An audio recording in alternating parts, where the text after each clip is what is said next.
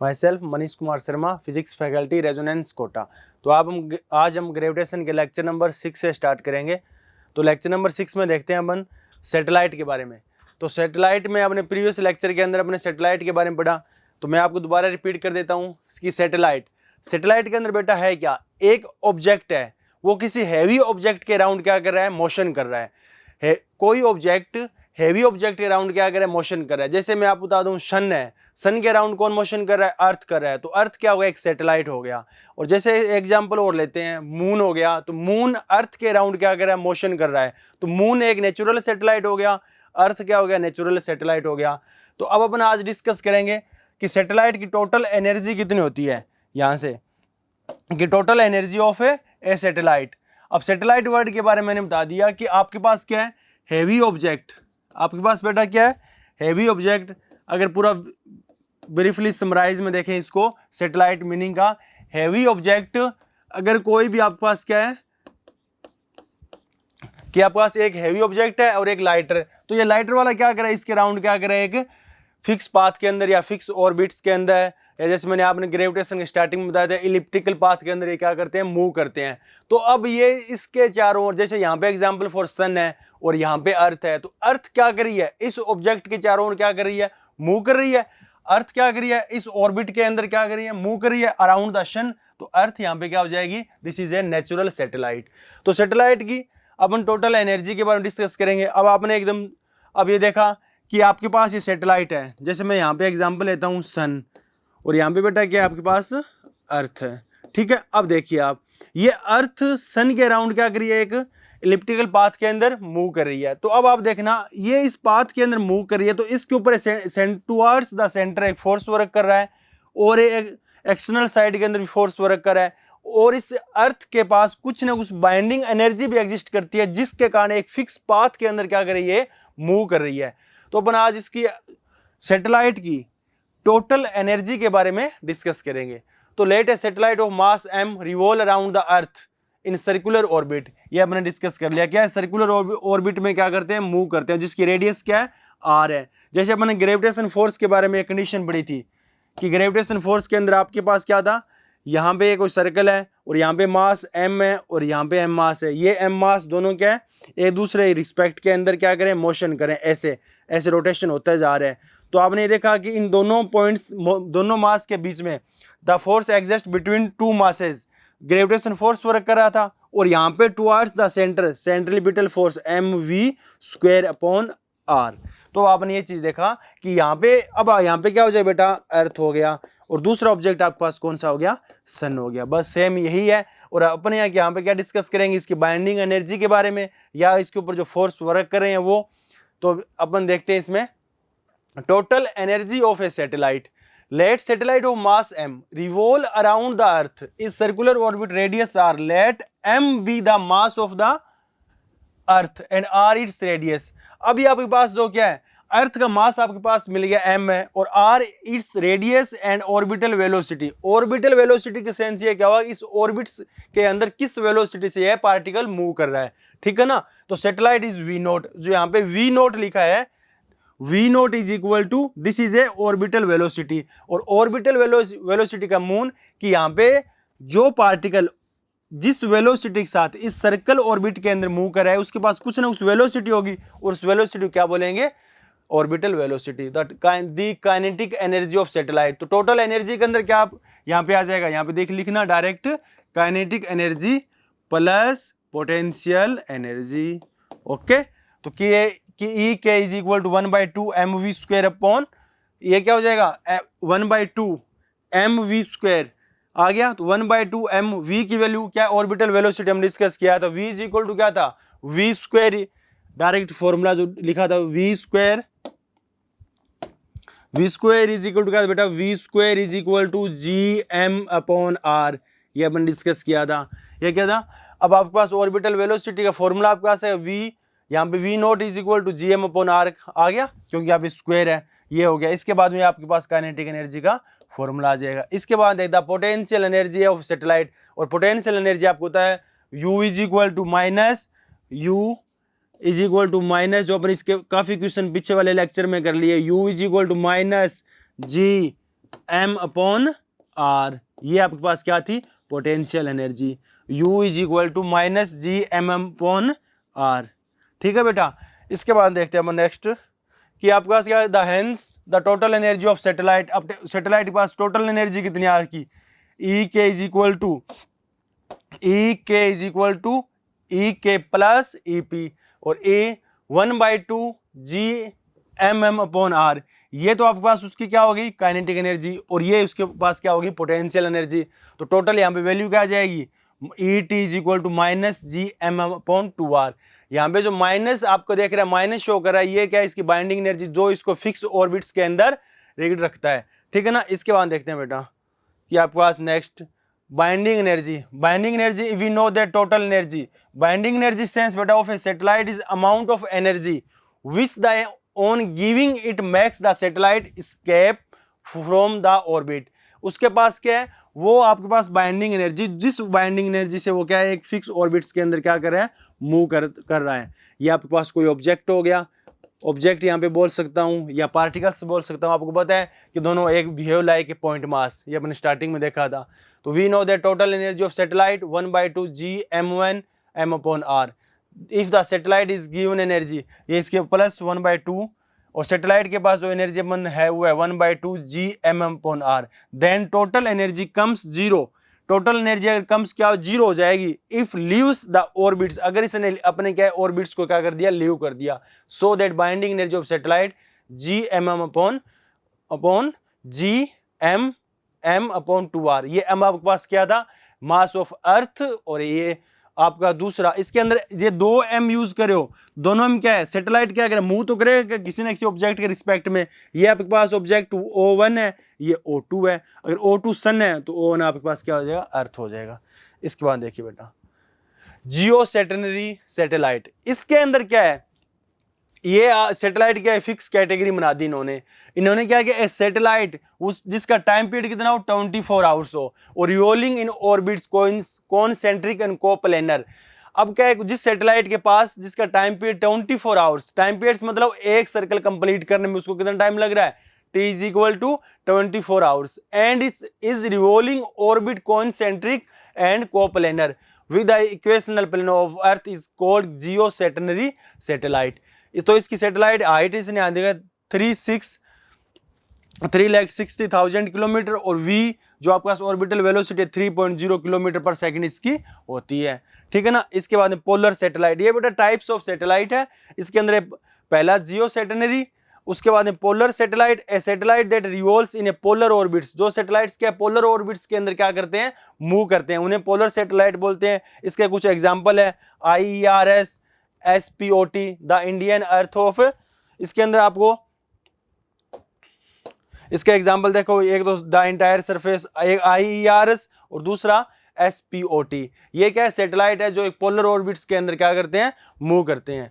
ठीक है ना। इसके बाद देखते हैं हम आगे यूजर ऑफ पोलर सैटेलाइट। अब पोलर सैटेलाइट का कुछ यूज भी हो सकता है, जैसे इंडियन आर्मीज वगैरह यूज करते हैं, या ओजोन लेयर के अंदर इसका यूज हो रहा है, या आप जो मैंने आपको बताया कि इंडियन आर्मी मिलिट्रीज पर्पस इसका यूज होता है। The polar satellite are use in weather और क्लाउडिंग, जो क्लाउडिंग चैम्बर वगैरह बनते हैं उसके अंदर इसका यूज होता है। एंड इन्वायरमेंटली मॉनिटरिंग, इन्वायरमेंट की मॉनिटरिंग करने के अंदर इसका यूज होता है। They provides more reliable information, मतलब इनके पास क्या होता है, पोलर सैटेलाइट्स मतलब आपके पास नेक्स्ट 5 and 3 मिनट्स के अंदर या 1-2 आवर्स के अंदर कोई अगर एटमोस्फेयर, कोई भी एटमोस्फेयर फिनोमेना होना है तो उसको क्या कर सकते, बता सकते हैं, पहले प्रिडिक्ट कर सकते हैं, जिससे अपन क्या पहले उसका कंट्रोल कर ले। Information that geostationary satellite because their orbits close to the earth, क्योंकि इनके ऑर्बिट्स क्या होता है, अर्थ के पास होता है।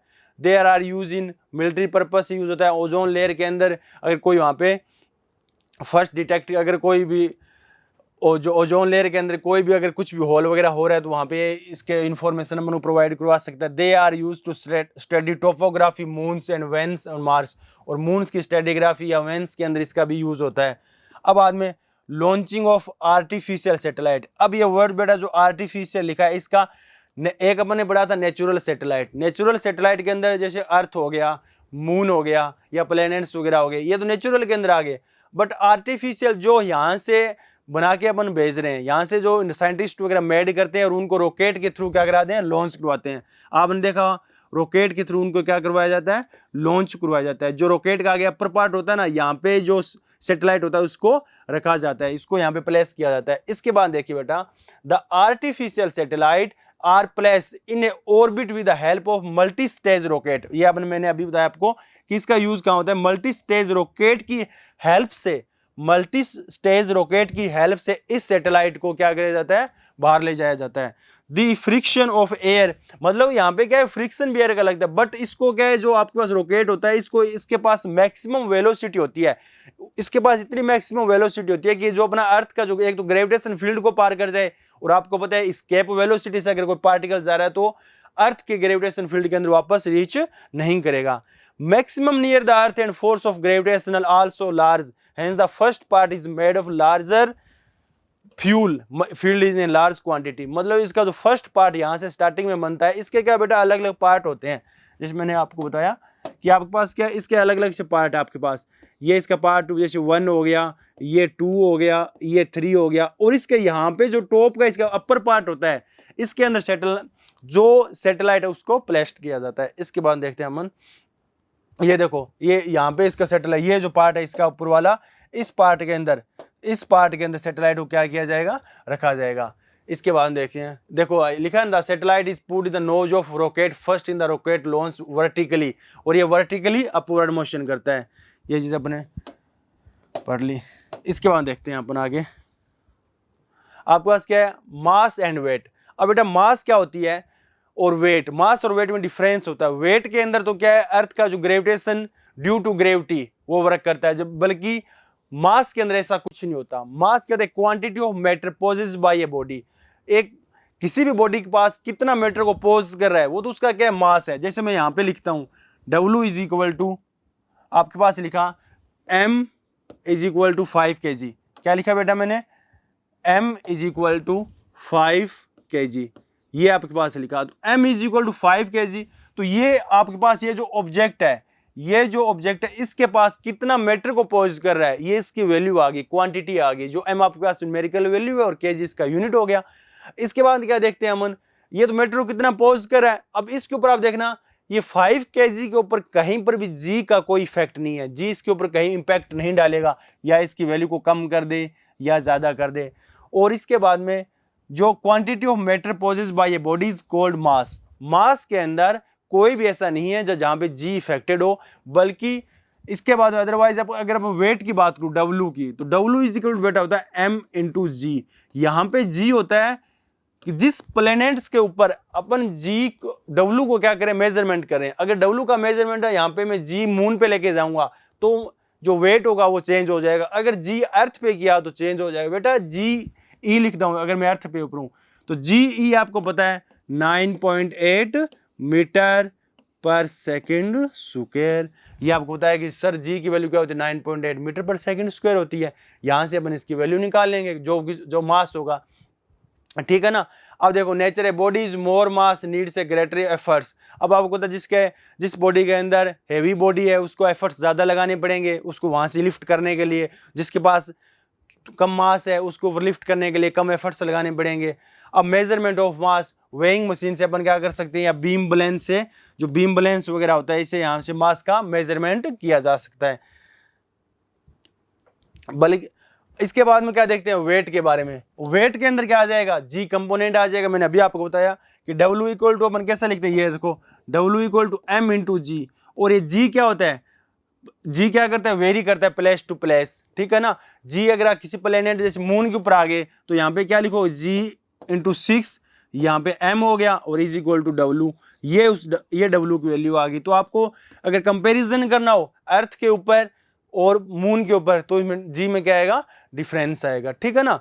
और G है क्या, वो एक्सेलरेशन ड्यू टू ग्रेविटी, जो एक्सेलरेशन बॉडी के पास होता है। और ये चीज हमने डिस्कस कर ली कि अगर कोई बॉडी यहाँ पे मास M क्या हो जाए, फिक्स हो जाए, इस बॉडी का मास जो M तो फिक्स हो जाए और स्मॉल मास M की बॉडी के अप एंड डाउन मोशन करे, जैसे अपन कर रहे हैं अर्थ के सरफेस के ऊपर, ऐसा होता है, ठीक है ना।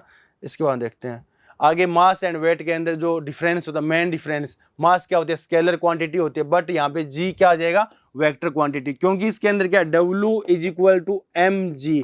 ये जी क्या होता है, ग्रेविटेशन एक्सीलरेशन, और एक्सीलरेशन ये क्या है, वेक्टर क्वांटिटी है, जो क्या है जैसा यूनिट ऑफ न्यूटन, और इसके ऐसा यूनिट क्या हो जाएगी, किलोग्राम के अंदर। और ये क्या होता है, मास of body is never zero, मतलब जीरो नहीं होगा, और जी क्या हो जाएगा, जीरो भी हो सकता है, क्योंकि यहाँ पे क्या है, जी प्लेस टू प्लेस डिपेंड करता है।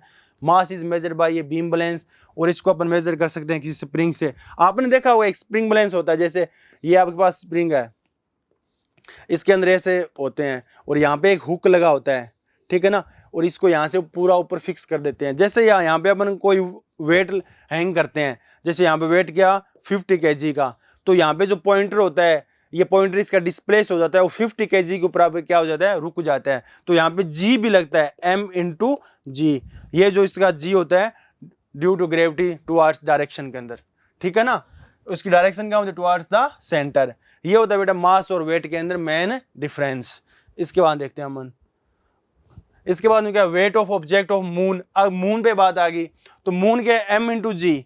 अब इसको देखते हैं, अगर मैं यहाँ पे क्या लिखता हूँ, W is equal to mge, ये तो अर्थ के ऊपर हो गया, और WM is equal to m mass हो गया, और g मून, या अब ये मून के ऊपर इसकी वैल्यू अलग डिफरेंस आएगी। तो यहाँ पे दोनों का इसने डिफरेंस किया, क्या लिखा, जी 9.8 मीटर पर सेकंड स्क्वायर, और मून के ऊपर कितना 1.7 मीटर पर सेकंड स्क्वायर, क्योंकि आपको बताया कि जो जी की वैल्यू होती है 9.8 की पावर 6, ये होता है जी मून, इतना करता है। और जैसे आप जुपिटर पे जाओगे तो वहाँ पे और बढ़ जाएगा, ठीक है ना। आगे weight of moon and the weight of the अर्थ, दोनों का इसने कंपेरिजन कर लिया, 1.7 इंटू 1.98। इसके बाद देखते हैं हम आगे, इसके बाद देखते हैं, इसके बाद क्या है, kg यूनिट। अब W is equal to m into g, और g ये क्या होगा 1 kgW, क्योंकि ये तो क्या बाहर है, क्या W is equal to mg, ये तो क्या बेटा वेट आपके पास, ये क्या है वेट, और वेट का मेजरमेंट किस में होता है, न्यूटन के अंदर। वेट का मेजरमेंट किस में होगा, न्यूटन के अंदर। और जो ये मास m है, ये किस में होता है, kg के अंदर, जो आपने अभी बताया आपको। Variation in the weight of a body, और वेरिएशन भी आता है, क्या लिखा है, वेरिएशन ऑफ द वेट, मतलब वेट के अंदर वेरिएशन आएगा, ना कि मास के अंदर। The mass of body remains same throughout the universe, but is the value of g is different. ये आपने कर लिया कि यूनिवर्स के अंदर जो मास क्या रहता है, सेम रहता है, बट जी की value different place, hence the weight of body is different place, ठीक है ना। इसके बाद अगर इसके अंदर देखें अपन जी के, तो आपको पता होगा कि अगर जी की वैल्यू मैक्सिमम यहाँ पे पोल के ऊपर होती है, और यहाँ पर अगर जी की वैल्यू सेंटर के अंदर है तो जी जीरो हो जाता है। अगर सेंटर के अर्थ की, अगर सेंटर की बात करें यहाँ पे इस पॉइंट के ऊपर, तो जी इज इक्वल टू आप जीरो लिखोगे, और यहाँ पे क्या लिखो, जी मैक्स लिखोगे, ठीक है ना। और फिर अगर थोड़ा सा आप यहाँ पे आ गए तो जी थोड़ा हल्का सा और कम हो जाएगा, फिर आप यहाँ पे चले गए और कम से हो गया, फिर धीरे धीरे यहाँ पे कम मिलेगा, फिर और ज़्यादा यहाँ पे इस पॉइंट पे हो जाएगा।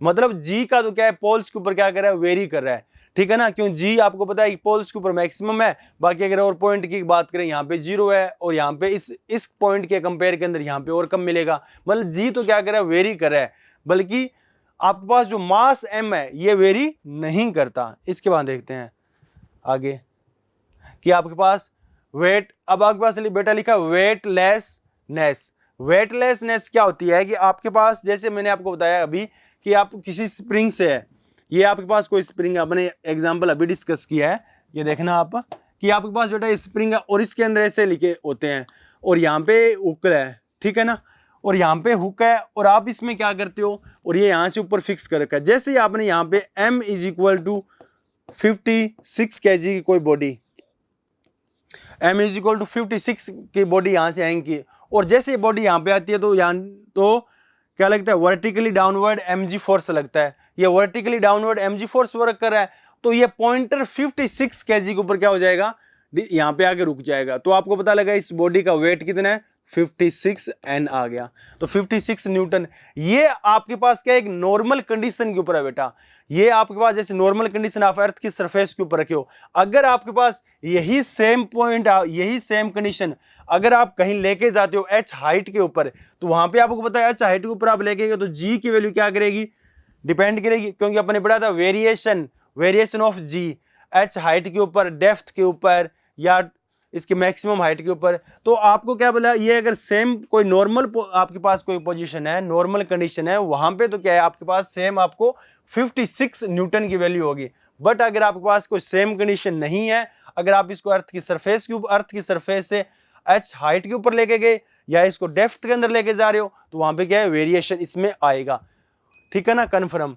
और दूसरा ऐसी कंडीशन, अगर आप इसको एच हाइट के ऊपर ले जाकर फ्री फॉल कर देते हो, तो इस कंडीशन को बोलते हैं बेटा वेटलेस। अगर आपने क्या किया, इसी सेम आपके पास जो सेटअप है, इसको आप एच हाइट के ऊपर लेके गए और वहां से आपने डायरेक्ट इसको क्या कर दिया, फ्री फॉल कर दिया, तो वहां पे आपका जो पॉइंटर वगैरह कोई डिस्प्लेस नहीं होगा, वहां पे पॉइंटर डिस्प्लेस नहीं होगा, और उस कंडीशन को बोलते हैं बेटा वेटलेसनेस, ठीक है ना। जो आपने लिफ्ट वगैरह के अंदर देखा, अगर लिफ्ट अगर वर्टिकली डाउनवर्ड मोशन कर रही है और लिफ्ट अगर ब्रेक हो जाए, जो लिफ्ट का जो स्ट्रिंग उसके अंदर लगी होती है वो ब्रेक हो जाए, तो लिफ्ट एक बाहर, जिसे बोलते हैं वेटलेसनेस की कंडीशन के अंदर वर्टिकली डाउनवर्ड मोशन करेगी और फ्रीली फॉलिंग हो जाएगी, जिसे बोलते हैं फ्रीली फॉलिंग, ठीक है ना। और दोबारा रिपीट कर रहा हूं, ये 56 न्यूटन होता है, ये एक सेम अर्थ के सरफेस के ऊपर अगर मेजरमेंट करें तो वहां पे मिलेगा। अगर आप इसको एच हाइट के ऊपर लेके गए या डेप्थ के अंदर लेके जाएंगे, तो वहां पे जी की वैल्यू में वेरिएशन आएगा, और जी में वेरिएशन आएगा तो आपके पास जो वेट है उसका मेजरमेंट में भी वेरिएशन आएगा, ठीक है ना। और दूसरा इसकी मेन कंडीशन, अगर आप इसको एच हाइट के ऊपर ले जाके फ्री फॉल कर देते हो, तो वहां पे पॉइंटर वाज नो डिस्प्लेस और दिस कंडीशन इज वेटलेस, ठीक है ना। इसके बारे में बताया, ये आपको इसने एक एग्जांपल भी लिखा, डेमोन्स्ट्रेशन, जो मैंने आपको बताया, let be stone pieces suspended from a spring balance, जो अपने यहाँ पे डिस्कस कर लिया। और इसके अंदर क्या होता है, पॉइंटर मशीन लगे जो मूव कर जाता है और द स्केल, जिससे अपन को वैल्यू मिल जाती है, ठीक है ना। इसके बाद देखते हैं नेक्स्ट, ये जो आपने अभी किया है, ये इसमें क्या है, ये पॉइंटर एक सेम डिस्प्लेस हो रहा है, यहाँ से इसको वैल्यू मिल रही है। अब इसने क्या, देखो नीचे यहाँ पे लिखा है पूरा मेंशन किया, फ्रीली फाइलिंग, ये देखो जीरो कर दिया यहाँ पे, मतलब फ्रीली फाइलिंग है। इसको आप ऐसे समझ, फ्रीली फाइलिंग में बेटा क्या है, इसको आप ऐसे समझ लो डायरेक्ट, यहाँ से जैसे आपके पास ये बॉडी है, ठीक है, आपने क्या किया, इसको यहाँ से डाल कर दिया और आपने इसको हैंग कर रखा है। अगर आप इसको डायरेक्ट इसको ब्रेक कर दिया आपने, इंस्टेंट ब्रेक, तभी इसको क्या बोलते हैं, फ्रीली फॉलिंग कंडीशन। क्या बोलते हैं इसको, फ्रीली फॉलिंग, ठीक है। इसके बाद देखते हैं आगे केपलर लॉ। अब केपलर लॉ ने क्या बताया था कि सारे प्लैनेट्स क्या करें, इलिप्स के अंदर मोशन कर रहे हैं। जैसे मैं यहाँ पे आपको बता रहा हूँ कि ये आपके पास क्या है, ये फोकस पॉइंट पे क्या होता है, सन की जो कंडीशन होती है, सन के जो सिचुएशन है वो क्या है आपके पास, फोकस पॉइंट के ऊपर, ठीक है। और सारे प्लैनेट्स, ये P4 प्लैनेट्स बना रहा हूँ, और सारे प्लैनेट्स क्या करते हैं, एक इलिप्टिकल पाथ के अंदर मूव करते हैं, ठीक है ना। और ये जो एक्सिस होती है इसे बोलते हैं बेटा मेजर एक्सिस, ये हो गया आपके पास मेजर एक्सिस, और इसको बोलते हैं माइनर एक्सिस। माइनर, मैं इसको यहाँ पे लिख रहा हूँ, दिस इज माइनर एक्सिस, ये होगा आपके पास क्या होगी, माइनर एक्सिस। ये आपके पास मेजर एक्सिस, और दिस इज, आप इसको ऐसा लिख दो, इसे बोलते हैं बेटा 2a। ये यहाँ से लेकर और यहाँ तक इसकी वैल्यू होती है 2a, और इसकी यहाँ से लेकर ये वैल्यू होती है, this is the distance between two and points 2b, okay. अब आपके केपलर ने बताया था कि प्लैनेटरी मोशन के बारे में, केपलर ने स्टार्टिंग में बता दिया कि सारे प्लैनेट्स क्या कर रहे हैं, मूव कर रहे हैं। अब एक इसके अंदर एक कंडीशन बताई जाती है, जैसे आपका सन यहाँ पे है और प्लैनेट्स क्या कर रहे हैं, कॉन्स्टेंटली मूव कर रहे हैं। ये तो है नहीं को बीच में आके रुक गया, प्लैनेट्स मूव कर रहे हैं सन के अराउंड। अर्थ की बात करूं तो अर्थ मूव कर रही है, तो जैसे प्लैनेट इसके पास आते हैं, सन के पास आते हैं, तो ये आपके पास कंडीशन बनती है पेरिजी, जिसे बोलते हैं पेरीहीलियन। इसे क्या कंडीशन को बोलते हैं, पेरीहीलियन। अगर इसमें क्या आते हैं, क्लोज आते हैं, close to the sun and earth. अगर अर्थ की कंडीशन, अर्थ आपके पास यहाँ पे आएगी, अर्थ की सिचुएशन क्या है बेटा, इस पॉइंट के ऊपर है। अगर अर्थ की सिचुएशन इस पॉइंट के ऊपर आ गया तो इसे बोलते हैं बेटा, इसे पेरीहीलियन और इसे एपीहीलियन। और aphelion close to the sun and earth, और अगर आपके पास close to the sun and earth है तो आपके पास पेरीहीलियन हो गया।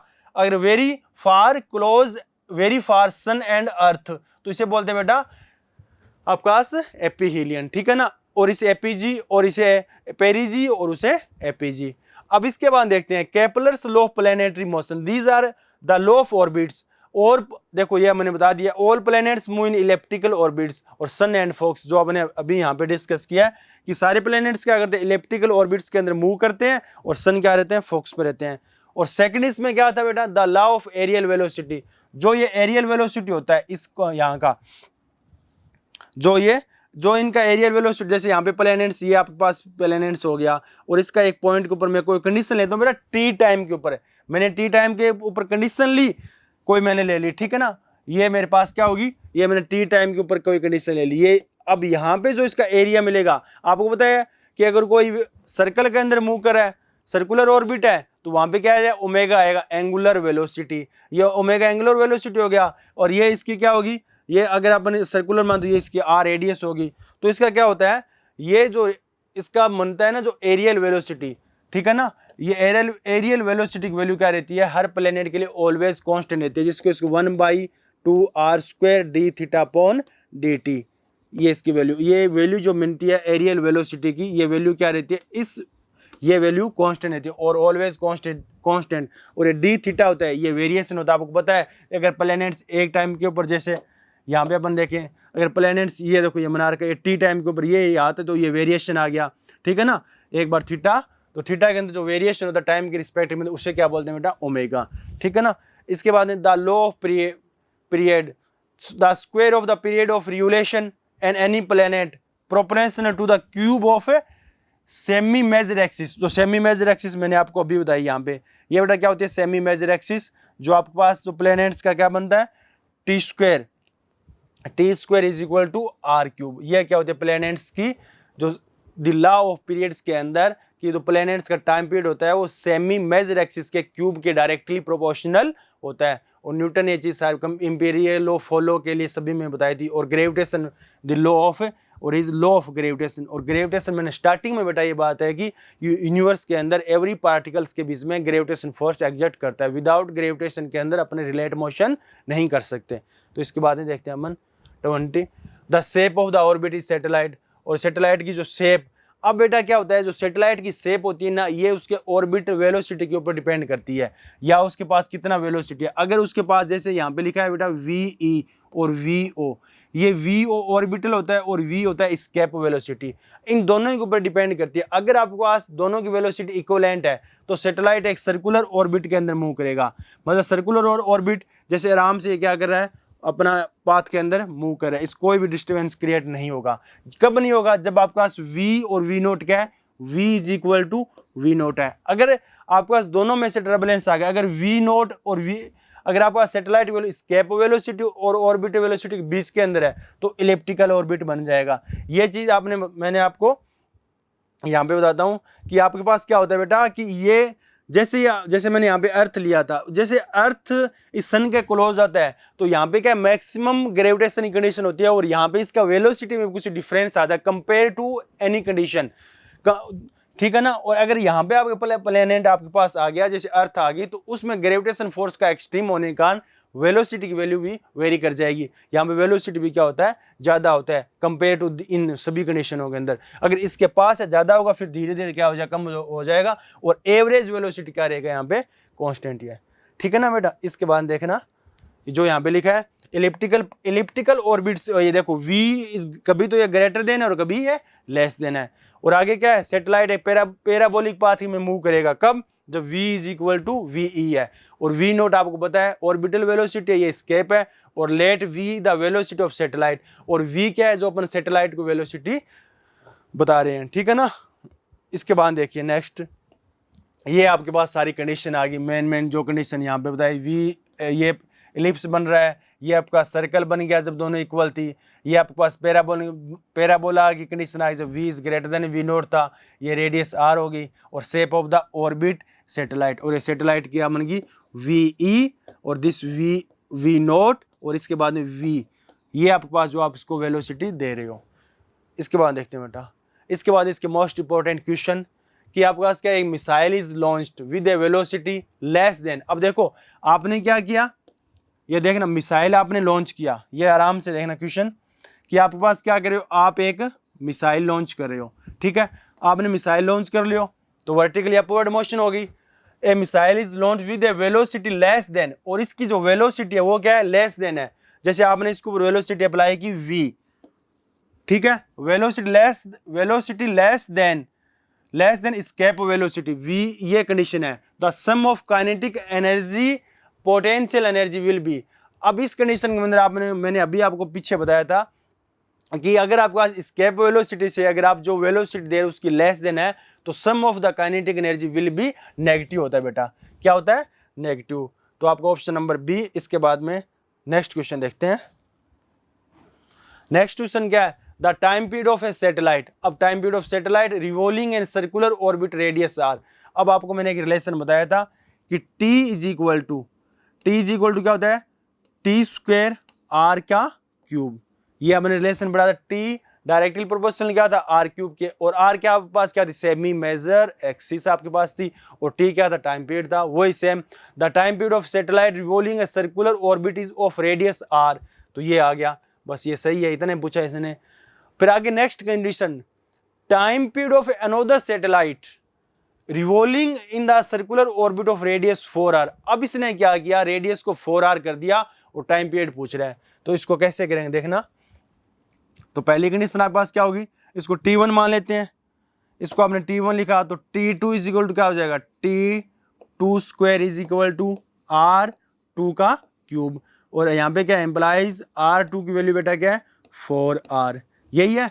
तो आपके पास क्या लिखोगे, t2 square is equal to r2 value 4r, तो 4r का क्या हो गया, क्यूब हो गया।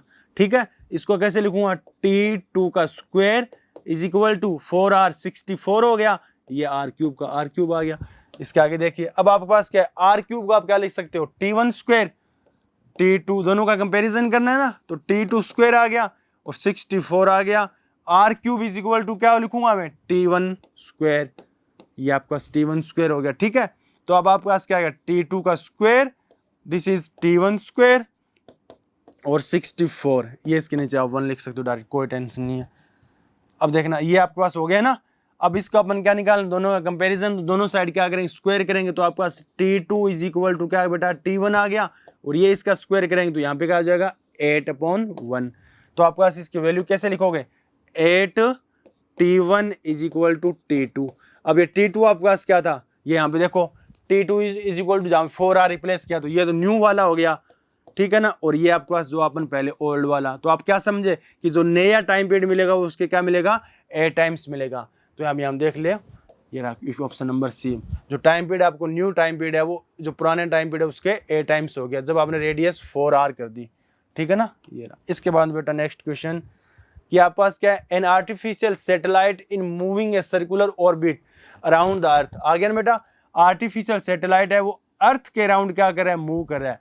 बेटा मैंने आपको एक लाइन बोली थी स्टार्टिंग के अंदर सैटेलाइट के अंदर कि सैटेलाइट ऑब्जेक्ट वो है जिसके अंदर कोई भी एक हैवी ऑब्जेक्ट के अराउंड मोशन कर रहा है। एग्जांपल फॉर मैंने बेटा सन लिया था, सन के अराउंड अर्थ मोशन कर रही है, ठीक है ना, तो अर्थ वहां पे सैटेलाइट होगी, और वो भी कौन सा, which types of satellite, this is a natural satellite. अब अगर ऐसी कंडीशन हो, अर्थ के चारों ओर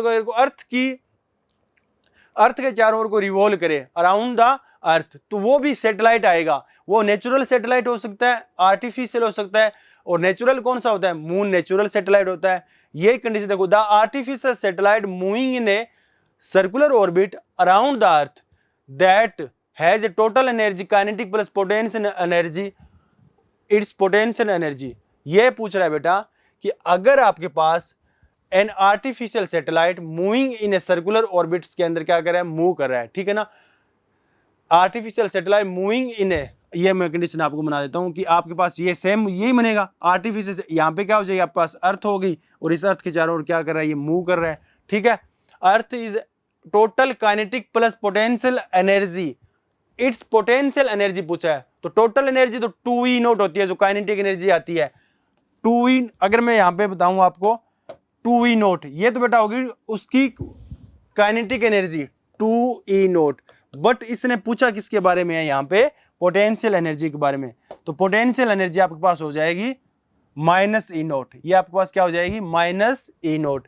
पोटेंशियल एनर्जी अगर बात करें तो ये इसने पूछा है दिस इट्स पोटेंशियल एनर्जी, तो इट्स पोटेंशियल एनर्जी ए, ये आपके पास होगी, ये आपके पास राइट इसका आंसर माइनस ई नोट होगा। अगर यहाँ पे डायरेक्ट ये पूछा टोटल एनर्जी तो 2 ई नोट करते हैं यहाँ पे। इसके बाद देखते हैं कि आपके पास क्या है, the figure show elliptical orbits, the figure show elliptical orbits of a planet p moving around the sun of focus. ये क्वेश्चन आपने अभी किया है। ये देखो ये यहाँ पे बेटा क्या है, सन है, और ये प्लेनेट्स है। प्लेनेट्स के अंदर कोई भी हो सकता है, अर्थ हो सकता है, जुपिटर हो सकता है, बाकी सारे, क्योंकि आप पता है सोलर सिस्टम में सन के अराउंड सारे प्लेनेट्स मूव कर रहे हैं। तो ये पूछ रहा है the planets moves with a uniform speed, नहीं ये गलत। इसके बाद the planets the speed of the planet be equal to the its speed, मतलब जो बी पे होगी वो भी डी पे होगी, ये नहीं है। The planets move with the highest speed at a, मैंने आपको बताया कि जब सन के पास होगा, जब पेरिस कंडीशन इसके पास आएगी पेरीहिलियन के अंदर, तो यहाँ पे ए पॉइंट के ऊपर वेलोसिटी क्या हो जाएगी, मैक्सिमम हो जाएगी। और अगर ये ग्रेविटेशन फोर्स पूछता तो वो ग्रेविटेशन फोर्स यहाँ पे क्या होता, मैक्सिमम होता। तो यहाँ पे ये हो गया the speed of the planet is smallest C, ऐसा भी नहीं है। और the planet moves with highest speed है, तो यहाँ पे आपके पास क्या हो जाएगा, सी पॉइंट, ठीक है ना। तो इसके बाद में देखते हैं क्वेश्चन।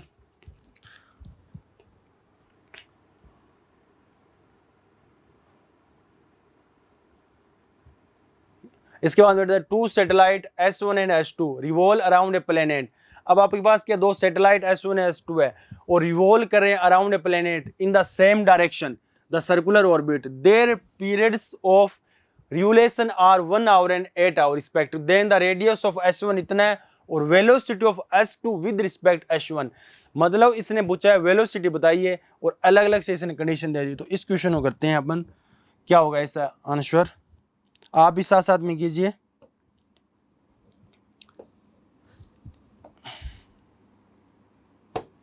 आपके पास स्टार्टिंग में करता हूं S1 के लिए, किसके लिए, S1 revolve around planet is circular orbit, तो इसके लिए रिवोल्यूशन इसने टाइम पीरियड दे रखा है। S1 के लिए T1 की वैल्यू मेरे पास है 1 आवर, क्या बेटा 1 आवर, ठीक है ना। और एंड T2 के लिए इसने वैल्यू S2 के लिए वैल्यू निकाल रखी है, S2 is equal to T2 time period 8 hour, ठीक है। द रेडियस ऑफ S1, और S1 की रेडियस भी है, यहाँ पे R की वैल्यू भी गिवन है। R की वैल्यू क्या है 10 की पावर 4, 10 की पावर 4 किलोमीटर, ठीक है। इसके बाद में क्या द वेलोसिटी ऑफ S2, अब वेलोसिटी बतानी है। तो इस क्वेश्चन को हम देखते हैं कैसे। तो स्टार्टिंग में पहले ये मेरे पास R1 की वैल्यू आ गई, तो मेरे पास R2 की वैल्यू गिवन नहीं है। R2 की वैल्यू फाइंड करेंगे तो आपके पास रिलेशन क्या होता है T और R1 के अंदर, तो T1 is equal to R1 cube, बस। अब T1 की वैल्यू क्या है यहाँ पे, और T2 इज इक्वल टू क्या आ जाएगा R2 क्यूब। अब आप देखिए इसके अंदर T1 का स्क्वायर और T2 का भी क्या होता है बेटा स्क्वायर। देखो T1 square is equal to R1, T1 square is equal to T1 square R1 का क्या हो गया क्यूब हो गया, और T2 square equal to R2 का क्यूब हो गया। तो आपके पास T1 की वैल्यू है, T2 की वैल्यू है R1, तो R2 की वैल्यू निकालनी है। तो इनका क्या करेंगे, रेशो ले लेंगे डायरेक्टली, इनका डायरेक्ट यहाँ पे रेशो लेंगे तो हमें क्या मिल जाएगी, वैल्यू मिल जाएगी। तो क्या लिखूं मैं यहाँ पे डायरेक्ट, क्या आपके पास T1, ये T1 हो गया, और यहाँ पे क्या आ गया आपके पास T2 हो गया, ठीक है। इसका भी स्क्वायर और दिस स्क्वायर, यहाँ पे क्या लिखूंगा R1 का क्यूब और यहाँ पे R2 का क्यूब। अब T1 की वैल्यू क्या है 1 हो गया, और आगे और T2 की वैल्यू क्या है 8, तो 1/8 का क्या हो जाएगा पूरे का स्क्वायर। R1 की वैल्यू क्या है 10 की पावर 4, ये 10 की पावर 4, और यहाँ पे 10 की पावर, ये वैल्यू आपके पास आ गई 10 की पावर 4, और R2 की वैल्यू मेरे को पता नहीं है तो मैं इसको डायरेक्ट R2 ही लिख लेता हूँ, या इसको मैं ऐसा करता हूँ R2 इज इक्वल टू अपन x लिख देते हैं, कोई दिक्कत नहीं, ये x हो गया। तो ये 10 की पावर 4 आ गया, और इसका पूरे का क्या बेटा क्यूब है, ये हो गया, ठीक है ना। इसके बाद देखते हैं 1/8 का स्क्वायर 1/64 मेरे पास आएगा, ठीक है। साथ साथ में करना है इस क्वेश्चन को, इसका मैंने स्क्वायर किया तो 10 की पावर 12, नीचे मेरे पास क्या आ गया x का क्यूब, और x का क्यूब इज इक्वल टू क्या आएगा 64 मल्टीप्लाई 10 की पावर 4। यहाँ से क्या लेंगे, दोनों साइड से क्यूब लेंगे तो यहाँ पे x हो जाएगा और यहाँ पे क्या हो जाएगा बेटा 4 की पावर 3 इंटू 10 की पावर 12, इसकी पावर कितनी हो जाएगी 1/3। तो इसको मैं क्या लिख सकता हूँ, x is equal to 4 into 10 की पावर 4। ये मेरे पास किस में आ गया, किलोमीटर के अंदर। This is quantity measurement kilometre के अंदर। अब आप बताइए, अब आपके पास क्या था, t1 की वैल्यू भी आ गई, r1 की, r2, यहाँ पे r2 और x क्या लिखूंगा डायरेक्ट, एक बार यहाँ पे x लिख देता हूँ क्योंकि x इज इक्वल टू क्या बेटा r2। तो आपके पास रेडियस आ गई ना सेकंड सैटेलाइट की 4 इंटू 10 की पावर 4। अब इसने वेलोसिटी पूछा है, तो वेलोसिटी के रिलेशन बेटा ये होता है कि टाइम पीरियड ऑफ वेलोसिटी में t is equal to 2 pi r upon v। तो यहाँ पे मेरे को वैल्यू किसकी निकालनी है बेटा, v की वैल्यू। किसकी वैल्यू निकालनी है, v की। तो इसको मैं कैसे लिखता हूँ, देखो आप, v की वैल्यू निकालनी है तो इसको मैं डायरेक्ट लिख दूँ v into t, v into t 2 pi r, ठीक है। v की वैल्यू निकालनी तो v1 is equal to 2 pi r upon t, ये 1 हो गया, ये r1 हो गया। अब मेरे को बताइए r1 और t1 की वैल्यू, आप यहाँ पे बेटा स्मॉल यूज किया, कोई बात नहीं क्योंकि आप पता है r1 और r2, तो डायरेक्ट हम लिखते हैं यहाँ पे बेटा 2 पाई, r1 की वैल्यू क्या थी हमारे पास, ये 10 की पावर 4, 10 की पावर 4, और t1 की वैल्यू क्या थी 1 थी। तो ये मेरे पास क्या आ गई बेटा, v1 की वैल्यू आ गई पूरी, ठीक है ना। अब आपके पास क्या है, v2 की वैल्यू निकालनी है, दिस इज v2। तो v2 वैल्यू कैसे निकाल, 2 पाई r2 की वैल्यू बेटा ये रही 4 इंटू 10 की पावर 4, और नीचे आपके पास क्या है t2, तो t2 की वैल्यू क्या है 8 आवर्स, ये 8 आवर ये रही, ओके। तो अब आप इसमें कैसे करोगे इसको आगे, कि आपके पास क्या हुआ 4 मल्टीप्लाई 2, तो 8 आ गया और 8 से 8 कैंसिल हो गया। तो दिस v2 की वैल्यू बेटा क्या आ गई, पाई इंटू मल्टीप्लाई 10 की पावर 4। वो बेटा ये वेलोसिटी है तो किस में आएगी, किलोमीटर पर हावर के अंदर। यहाँ पे यूनिट क्या आएगी, किलोमीटर पर हावर, और यहाँ पे बेटा क्या आएगी, किलोमीटर पर हावर, ठीक है ना। अब इसका एक क्वेश्चन ये the velocity of s2, the velocity of s2 with respect to s1 will be. मतलब ये पूछ रहा है कि velocity of s2 with respect to velocity 1, मतलब s2 और s1 के अंदर कितना चेंज है, ये वेलोसिटी अपन को निकालनी v। तो यहाँ पे s2 की वैल्यू मतलब s2 के रिस्पेक्ट में s1 की, तो v2 माइनस v1 हो जाएगा, v2 माइनस v1। ये आपके पास v2 माइनस v1, तो v2 वैल्यू बेटा क्या है, क्या आपके पास 2 पाई इंटू 10 की पावर 4, एक सेकंड रुकना, कि आपके पास इसने पूछा है the velocity of s2 with respect s1। तो आपके पास जो कंपेयर s2 की वैल्यू s1 के रिस्पेक्ट में निकालें तो इसको ऐसे लिखे बेटा v1 माइनस v2। यहाँ पे माइनस नहीं आएगा बेटा, ये जो मैंने आपको बताने के लिए लिखा है यहाँ पे कोई किसी प्रकार माइनस नहीं आएगा, ये चीज, ठीक है ना। ये तो आपको थोड़ा सा बताने के लिए, ये s2 की वेलोसिटी s1 के रिस्पेक्ट के अंदर क्या है बेटा, v1 माइनस v2। अब अपन क्या करेंगे, यहाँ पे डायरेक्ट लिख देंगे नीचे v1 माइनस v2। तो आपके पास v1 की वैल्यू क्या है 2 पाई इंटू 10 की पावर बेटा 4, और माइनस v2 की वैल्यू क्या है पाई, माइनस का पाई इंटू 10 की पावर बेटा 4। ये आपके पास आ गई बेटा वैल्यू, ठीक है ना। ये चीज पूछ रहा था, ठीक, ओके। ये आपके पास किसकी वैल्यू आ गई, s2 के रिस्पेक्ट के अंदर s1 की वैल्यू आ गई, 2 पाई इंटू 10 की पावर 4। इसको मैं यहाँ पे लिखता हूँ, क्या वैल्यू आई आपके पास बेटा 2 पाई इंटू 10। अब इसमें कॉमन क्या आ गया, पाई इंटू 10 की पावर 4 कॉमन आ गया, तो डायरेक्ट लिख देता हूँ 2 माइनस 1 इंटू पाई इंटू 10 की पावर 4, ठीक है। अब देखो पाई इंटू 10 की पावर मैंने कॉमन लिया, तो यहाँ पे 2 माइनस 1, तो ये वैल्यू क्या होगी बेटा 1 होगी। तो दिस इज इक्वल पाई गुणा मल्टीप्लाई 10 की पावर 4। क्या पास वैल्यू क्या आ गई, ये वैल्यू आपके पास है पाई इंटू 10 की पावर 4, और वेलोसिटी है तो किलोमीटर पर हावर के अंदर। This is correct answer. इसके अंदर पाई बाय 3, 2 पाई कहाँ पे है, ये रहा, ये होगा बेटा, कि वेलोसिटी ऑफ रिस्पेक्ट। इसके अंदर थोड़ा सा क्लू यही था कि आपके पास रेडियस की वैल्यू नहीं थी, तो रेडियस की मैंने इस रिलेशन से निकाली केपलर के थर्ड लॉ से। और बाद में मेरे को क्या पता है जब वेलोसिटी, तो मेरे को पता है कि टाइम पीरियड और वेलोसिटी के अंदर ये रिलेशन होता है। ये रिलेशन हमने स्टार्टिंग में यहीं डायरेक्ट ऊपर लिखना, t is equal to 2πr/v। यहाँ से मैंने अगर टाइम पीरियड की वैल्यू गिवन है या रेडियस है, तो अगर टाइम पीरियड निकालना हो तो रेडियस और वैल्यू। अब देखो, अब इसके अंदर आप देखना कि आपके पास क्या हुआ कि रेडियस r और v की वैल्यू आपके पास है। ये देखो, ये आपके पास r की वैल्यू भी है और v की वैल्यू, तो आप टाइम पीरियड भी निकाल सकते हो जो यहाँ पे लिख रहेगा ना 1 आवर एंड 2 आवर। तो बेटा आपने ग्रेविटेशन की लेक्चर 6 के अंदर सैटेलाइट के बारे में पढ़ा, इसके मोस्ट इंपॉर्टेंट क्वेश्चन से। थैंक यू बेटा।